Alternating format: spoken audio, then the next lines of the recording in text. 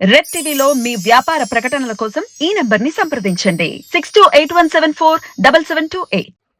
Hi viewers, welcome to our channel. ప్రస్తుతం మనతో పాటు ప్రముఖ పొలిటికల్ అనలిస్ట్ అంకమ్మరావు గారు ఉన్నారు. వారితో ఒకసారి మాట్లాడదాం. సార్ నమస్కారం. సార్ ఇక ఈసీ జగన్ గారి పైన వైసీపీ పైన ఒక వేట మొదలు పెట్టింది అని చెప్పేసి ఒక ప్రచారం అయితే జరుగుతుంది సార్. అంటే బీజేపీ ఇటు టీడీపీ జనసేన కూటమితో కలవడం అనేది అందుకే కారణం అని చెప్పేసి కూడా మాట్లాడుతున్నారు. మరి ఈసీ ఈ విధంగా జగన్ గారి పైన వేట మొదలు పెడితే అది ఏ విధంగా నష్టం చేసే ఛాన్స్ ఉందంటారు? మీరు ఒపీనియన్ ఏంటి సార్ దీనిపైన? అంటే ఈసీకి అంత ధైర్యం ఉందా? జగన్మోహన్ రెడ్డి గారి గురించి ప్రశ్నించేంత ధైర్యం ఉందా ఈసీకి? సిబిఐకి లేదు, ఈసీకి ఎలా ఉంటుంది అనుకుంటున్నారు మీరు? భారతదేశంలో ఇంతవరకు సిబిఐ ఒక వ్యక్తిని అదుపులో తీసుకుందామని వెళ్ళిన తర్వాత 3 రోజులు ఉండి రిక్తాస్తాలతో వెనుకొచ్చిన సందర్భం ఎక్కడన్నా ఉందా? మరి ఆంధ్ర రాష్ట్రంలో జరిగింది కదా. ఈరోజు ఈసీ ఏమైనా పగలబడిచిందని మీరైతే భావిస్తున్నారా? ఆంధ్ర రాష్ట్రంలో జగన్మోహన్ రెడ్డిని కాదని, జగన్మోహన్ రెడ్డి పరిపాలన కాదని అక్కడ కేంద్ర బలగాలు కావచ్చు, కేంద్రంలో ఉన్నటువంటి స్వతంత్ర సంస్థలు కావచ్చు మనుగడ సాగించగలవా? ఆంధ్ర రాష్ట్రంలో సాగించలేవు. ఏ సమిత్తు కూడా జగన్మోహన్ రెడ్డి గారి మీద కానీ, జగన్మోహన్ రెడ్డి యొక్క ప్రభుత్వ అధికారుల మీద కానీ చర్య తీసుకుంటుందని అయితే నేనైతే భావించట్లేదు. ఓకే, ఎందుకంటారు సార్? జరుగుతున్న పరిణామాలు చూస్తున్నాం కదా. ఏనాడు వెళ్ళారు చంద్రబాబు నాయుడు గారు ఇక్కడ జరుగుతున్న అవకతవకల గురించి? 25,000 మంది దానిలో ప్రత్యక్షంగా పాల్గొన్నారని, వాలంటీర్లు కావచ్చు, లేకపోతే సచివాలయ సిబ్బంది కావచ్చు, పార్టీ అధికార వ్యక్తులు కావచ్చు, శాసనసభ్యులు కావచ్చు, శాసనమండలి సభ్యులు కావచ్చు, లోక్సభ సభ్యులు కావచ్చు, ఇంతమంది ప్రమేయం ఉందని చెప్పి స్పష్టంగా చూపించి సాక్ష్యాధారాలతో ఇచ్చిన తర్వాత ఎంతమంది మీద చర్యలు తీసుకున్నారు? ఆ దొంగ ఓట్లు ఇప్పటి వరకు ఏం తొలగించారు? ఆ తర్వాత తీసేసిన ఓట్లు ఎన్ని జరిపించారు? ఏమి తీసుకోకుండా ఈరోజు ఏదో ఈసీ పగలబడిచిద్దని మనం ఎలా భావిస్తాను? అక్కడ ఎలా చెప్పండి? ఒక ఆధారం చెప్పండి, ఒక నమ్మకం చూపించండి. మీరు నమ్మకం కలగడానికి, ప్రజలు నమ్మకం కలగడానికి వాళ్ళు తీసుకున్న చర్యలు ఏంటో చూపించండి. తిరుపతి అధికారులు లేకపోతే 3 అధికారులని చర్య తీసుకుంటే సరిపోతుందా? అది హైకోర్టు వాళ్ళకి చర్యలు తీసుకోవడం జరిగింది, మీరు కాదు.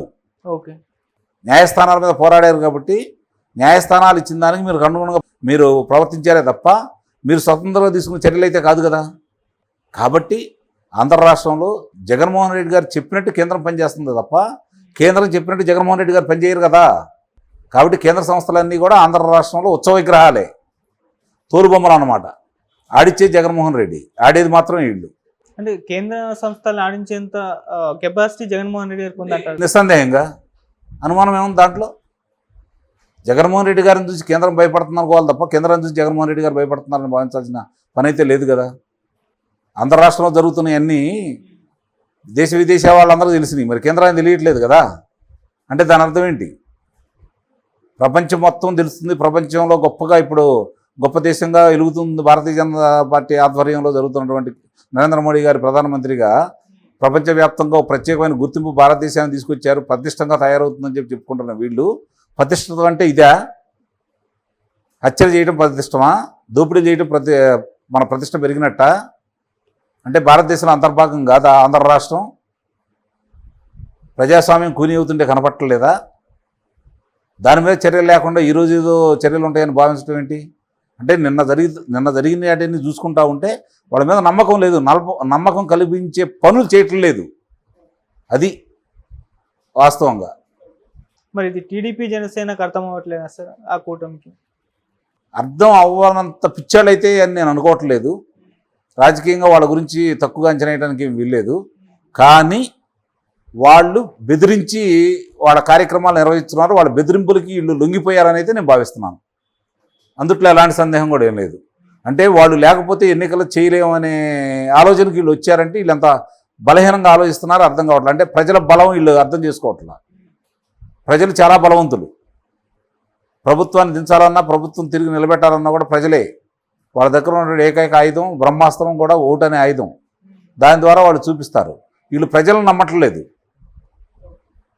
అధికారాన్ని నమ్ముతున్నారని అయితే నేను భావిస్తున్నాను. అందుకని వీళ్ళు వాళ్ళ శక్తుల్ని, వాళ్ళ యుక్తుల్ని, ప్రజలు వాళ్ళ కురిపిస్తున్న అభిమానాన్ని వీళ్ళు గుర్తించలేదని అయితే నేను భావిస్తున్నాను.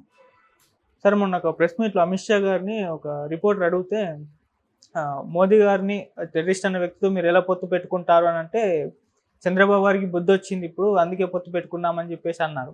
దీనిపైన మీ కామెంట్స్ ఏంటి సార్? అది అన్న తర్వాత వీళ్ళకి బుద్ధి వచ్చిందో లేదో మనం ఆలోచించుకోవాలి. నిజంగా ఆ మాట అన్న తర్వాత వాళ్ళతో కలిసి ప్రయాణం చేస్తున్నారంటే మరి వీళ్ళ గురించి కూడా ఆలోచించుకోవాల్సిన పరిస్థితి వస్తుంది మరి. సార్ ఇక్కడ బీజేపీతో పొత్తు అనేది టీడీపీ జనసేన కాస్త నష్టం చేకూర్చే ఛాన్స్ ఉందని జైనా భయపెట్టి భారీగా నష్టం, కాస్త కాదు భారీగా నష్టం చేకూరింది, అందుట్లో అనుమానం లేదు. వీళ్ళిద్దరు కలిసి 160 స్థానాలు వస్తాయని భావించాం.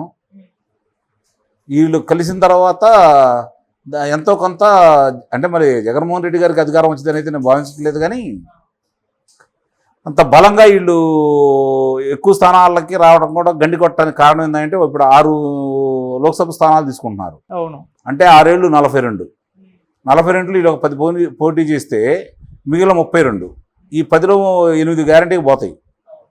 మిగిలిన అంటే అప్పటికి ఆల్రెడీ 8 వచ్చినట్టే కదా వాళ్ళకి. మిగిలిన 32లో వీళ్ళు బలంగా గెలిచే అవకాశాలు కూడా దెబ్బతీస్తున్నారేమో అనిపిస్తుంది. కానీ ఇంకో వర్షం కూడా బయటకు వచ్చింది సార్, జగన్మోహన్ రెడ్డి గారే బీజేపీని అటు టీడీపీ జనసేన కూటమితో కలవాలి అని చెప్పేసి ఒక రిక్వెస్ట్ పెట్టినట్టు ఒక వర్షన్ బయటకు వచ్చింది. మరి దీనికి నిజం ఉందంటారు? అంటే అది జగన్మోహన్ రెడ్డికి హెల్ప్ చేస్తుంది అని అనుకుని ఆయనకు ఉపయోగం అయితే ఏదైనా చేస్తారు భారతీయ జనతా పార్టీ, అయినా అయ్యి ఉండొచ్చు. అంటే జగన్ మాట వినేంత ఉందా అంటారు సార్ మోదీ గారికి? జగన్ మాట కేంద్రం వినాలి తప్ప కేంద్రం మాట జగన్మోహన్ రెడ్డి గారు వినే పరిస్థితి అయితే లేదు. ఓకే సార్, ఇప్పుడు పాయింట్కి వస్తే మరి ఈసీ వల్ల ఇప్పుడు వైసీపీ పార్టీ పైన దండయాత్ర మొదలు పెట్టిందని ఒక వర్షన్ బయటకు వచ్చింది సార్, దీనికి నిజం ఉందంటారు లేదంటే? అందులో ఒకరు చూపించండి నేను నమ్ముతాను. వచ్చిన దొంగ ఓట్లని ఎన్ని తొలగిస్తే నమ్ముదాం, లేదు తీసేసిన ఓట్లని ఎన్ని జరిపించారు అప్పుడు నమ్ముదాం. అధికారులు నిర్వాహకం చూస్తూనే ఉన్నారు, వాలంటీర్లు డబ్బులు పంచుతున్నారు, వాలంటీర్లకు డబ్బులు ఇస్తున్నారు, కానుకలు ఇస్తున్నారు. బైబుల్ చేతిలో పట్టుకొని వాళ్ళ మేనత్త గారు స్వయానా అక్కడ అరకులో చర్చి ఫాదర్లందరికీ కూడా కానుకలు ఇవ్వడం చూసాము. వాళ్ళ మీద చర్య తీసుకున్నారా? దూరంపూడి చంద్రశేఖర్ రెడ్డి గారు స్వయంగా చర్చిల్లోకి వెళ్ళి ప్రార్థనలు చేయించేసి మాట్లాడారు, ఆయన మీద చర్య తీసుకున్నారా?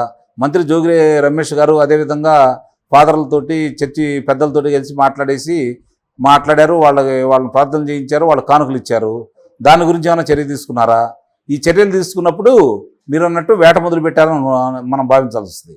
Okay sir, thank you so much sir. Thank you.